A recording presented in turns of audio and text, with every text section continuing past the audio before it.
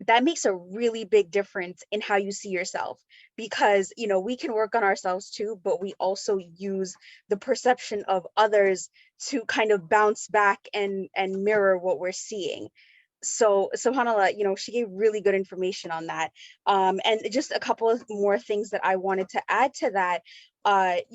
We talk about romantic relationships, social relationships, understanding yourself in silence, that discomfort that you feel when you're by yourself, when there's, the ticking of the clock, and that's all you have. Your phone is set to the side, it's in silence, whatever that is, that discomfort is your friend. It's not something to, excuse me, be afraid of.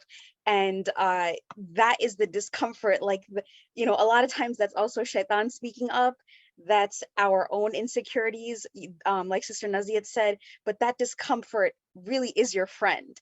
And I want to let listeners, everyone listening, like, we've become very accustomed to the noise and the stimuli and everything around us.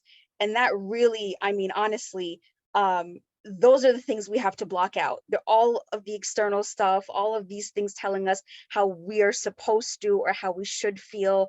And communication, like the sister said, both sisters said, it really boils down to communication and being able to speak, I guess, more boldly than a lot of us have been programmed to. Again, culturally, so in South Asian culture, women don't speak up like that all the time. You don't necessarily see that often. We're kind of supposed to be like, oh, you don't raise your voice, you're supposed to be modest, and you don't go around, talking about these sorts of issues.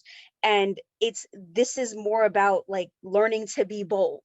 And again, across the board, doesn't necessarily have to be with brothers, sisters, whatever the case, but learning to speak more boldly than maybe you were raised to do, or maybe that you're accustomed to do. And again, that's part of that discomfort that we sit with within ourselves. You're going to make other people uncomfortable. Regardless of where you're coming from, other people will be uncomfortable by you.